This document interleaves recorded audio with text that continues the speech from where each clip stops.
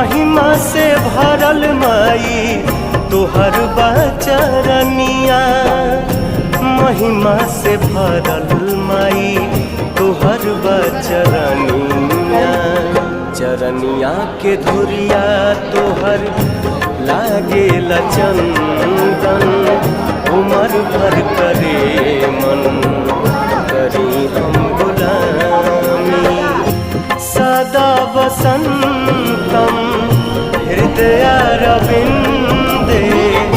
भवं भवानी सहितं नमामि।